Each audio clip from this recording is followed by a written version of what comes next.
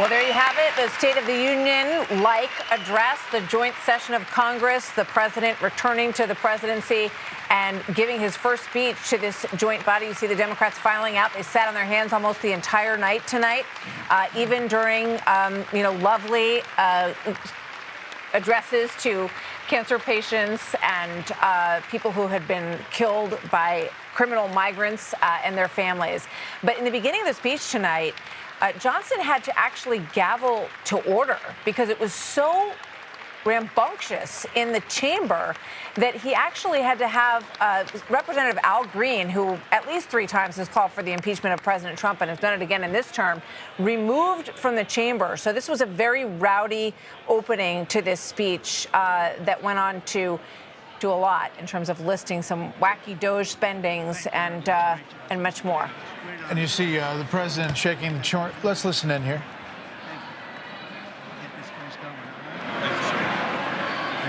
a great honor. Thank you. Thank you, Mr. President. Thank you very much.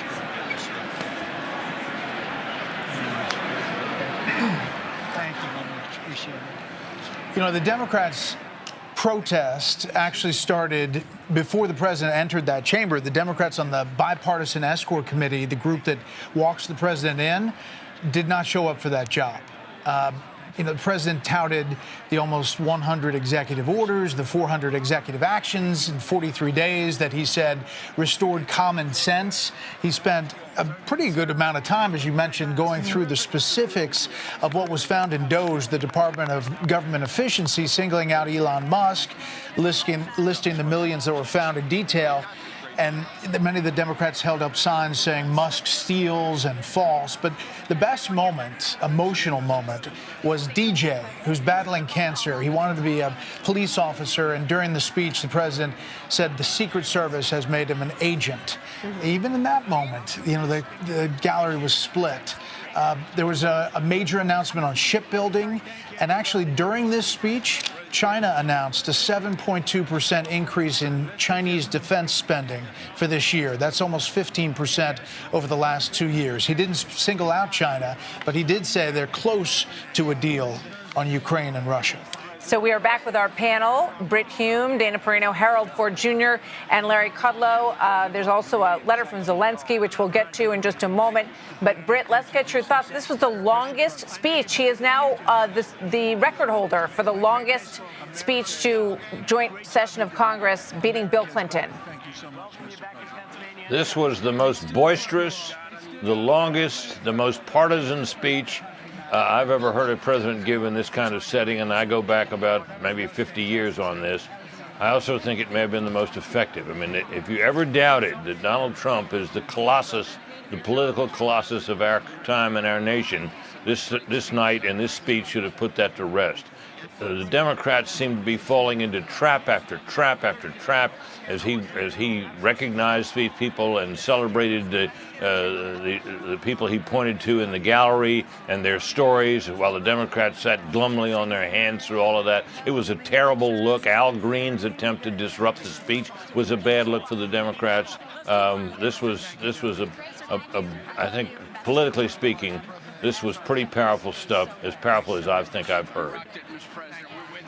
Let's listen in just a second as we hear them greeting each other. Thank you so much. Mr. President, that was a great speech. That was awesome. Marjorie Taylor Greene with a hat that says Trump was right about everything is the hat that she is wearing in the chamber there. Harold, your thoughts on the speech, Democrats' reaction, where we are? I think that Britt nailed it.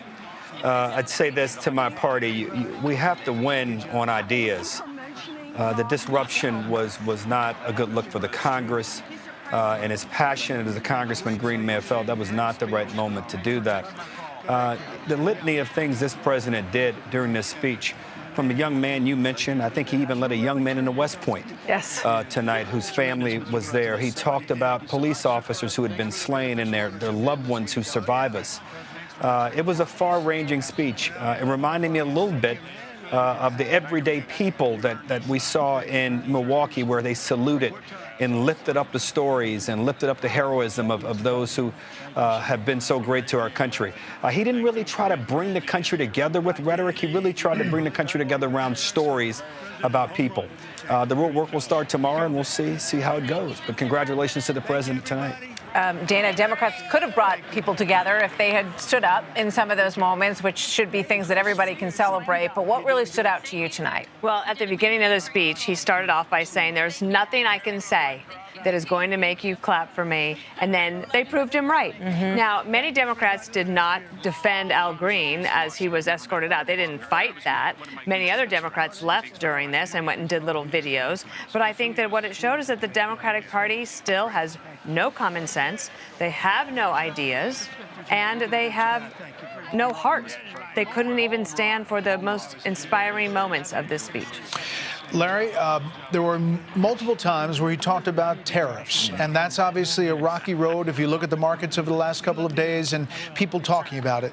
In that, he said there will be a little disturbance, but we're okay with that. Yes. But I heard your reaction when he also talked about tax cuts and expenses for businesses. Yes, this was such a colossally positive, upbeat. It's like America has no limit speech. And I love the fact that he unleashing prosperity through tax cuts. In fact, he said we're going to make them retroactive to January 1st on the business investment side, which is going to be so well received by companies and the stock market tomorrow.